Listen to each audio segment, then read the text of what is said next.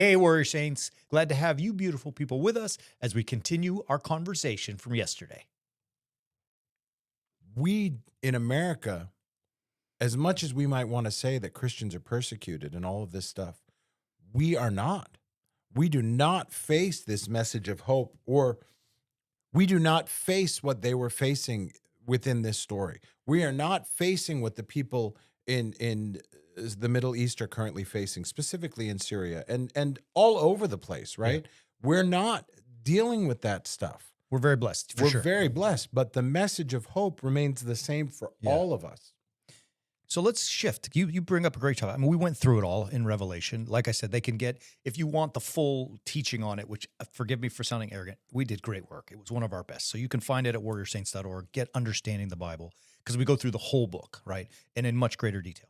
But with that being said, hey, you're facing persecution. Your temptation is to quit. I'm telling you, patiently endure. Look what happened to Jesus. He conquered.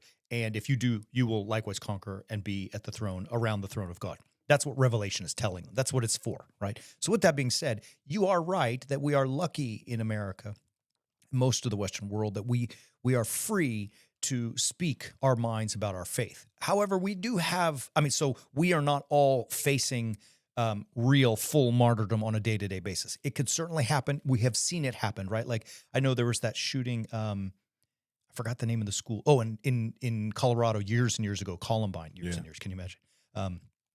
And there's a legend that, the shooters said something like, anyone who is a Christian, stand up, and some girl stood up and he killed her. So I don't know if that's a true story or not. That went around when that all happened. I remember hearing it. So my point being, and even bringing that up, is that it does happen, but it is not a normative part of life like it would be in the first century.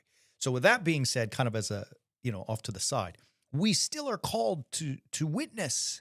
And look, there is some persecution that goes with it, right? Like,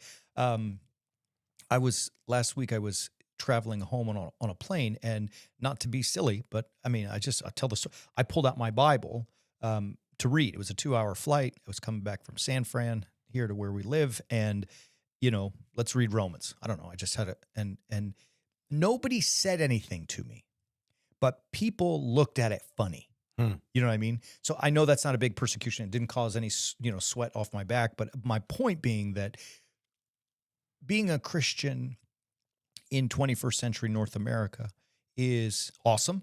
Thanks be to God for all things. But at the same time, it is not trending. Yeah.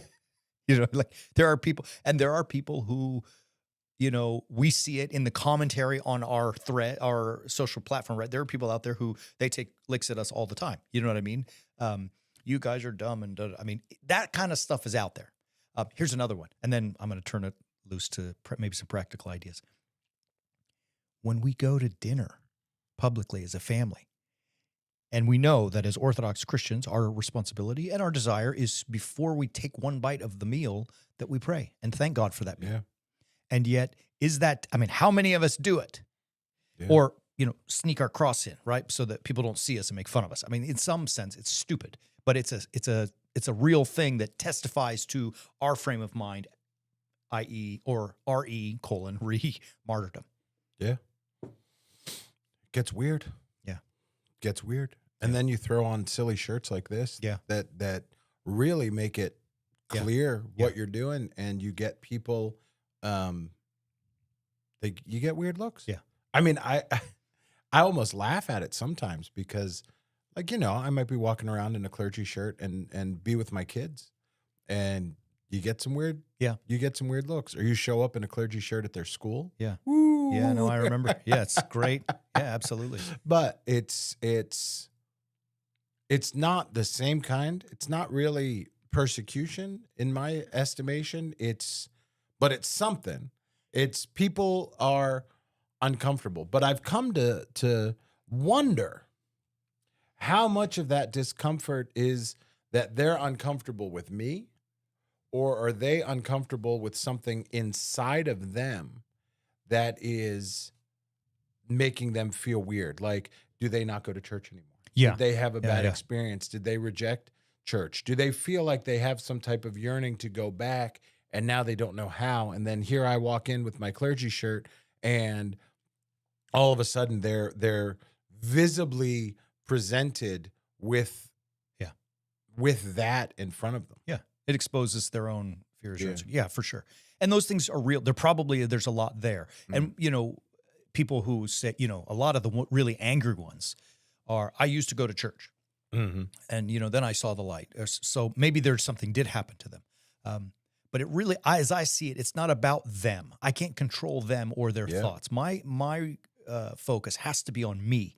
How do I respond? And I think this whole discussion of martyrdom, though we hopefully, and my prayer is that none of us ever again in the world ever have to face real martyrdom, real meaning like death. But are we willing to stand up and say who we are and be who we are? There are certainly men and women who do that with, great fervor, but many people, it's uncomfortable, right? Like, will we witness? Yeah. Remember, the first part about being a martyr is witnessing, testifying your faith. If it costs you your life, you stand before the throne of God immediately. But we're constantly, I think, and you and I, because we're in the public sphere, but we're constantly confronted with that. Will you stand up, right? Hey, Warrior Saints, thank you so much for being with us. If you enjoyed this, please like, subscribe, and share. It helps us get the word out there. And if you want more, visit us at warriorsaints.org and subscribe to Understanding the Bible. Thank you so much. We'll see you soon.